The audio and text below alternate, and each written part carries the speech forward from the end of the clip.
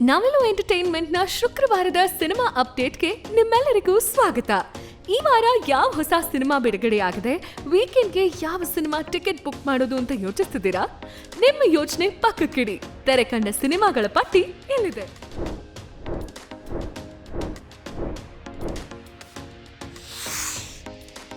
ವನಜಾ ಪಾಟೀಲ್ ನಿರ್ಮಾಣದ ಯೋಗರಾಜ್ ಭಟ್ ನಿರ್ದೇಶನದ ಗರಡಿ ಚಿತ್ರ ನವೆಂಬರ್ 10ಕ್ಕೆ ತೆರೆ ಕಂಡಿದೆ.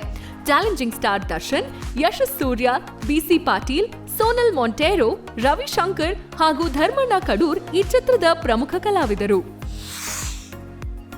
ಕದಿರ್ ಎಸನ್ ಮತ್ತು ಕಾರ್ತಿಕೇಯನ್ ನಿರ್ಮಾಣ ಮಾಡಿರುವ, ಕಾರ್ತಿಕ್ ಸುಬ್ಬರಾಜ್ ನಿರ್ದೇಶನ ಇರುವ ಜಿಗರ್ ಥಂಡ XX ಚಿತ್ರ ತೆರೆ ಕಂಡಿದೆ.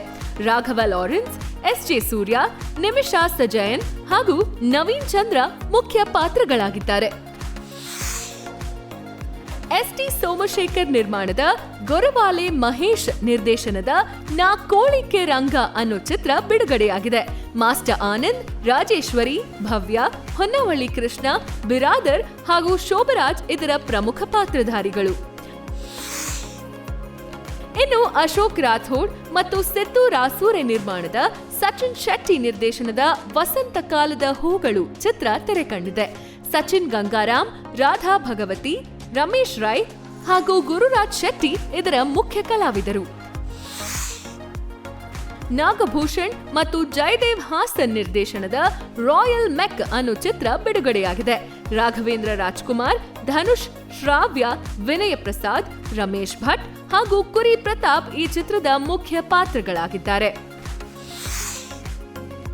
CR ಮಂಜುನಾಥ್ ನಿರ್ಮಾಣದ ಬಡಿಗೆ ದೇವೇಂದ್ರ ನಿರ್ದೇಶನದ ರುದ್ರಿ ಅನ್ನೋ ಚಿತ್ರ ನಮ್ಮ ಫ್ಲಿಕ್ಸ್ OTT ಆಪ್ನಲ್ಲಿ ತೆರೆ ಕಂಡಿದೆ. ನೀವು ಮನೆ ಮಂದಿಯ ಜೊತೆ ಈ ಸಿನಿಮಾಗಳನ್ನ ನೋಡಿ ಸಿನಿಮಾ ಹೇಗಿತ್ತು ಅಂತ ನಮಗೆ ಕಮೆಂಟ್ಸ್ ನಲ್ಲಿ ತಿಳಿಸಿ. ನಿಮ್ಮ ವೀಕೆಂಡ್ ಕಳೆಗಟ್ಟಲಿ.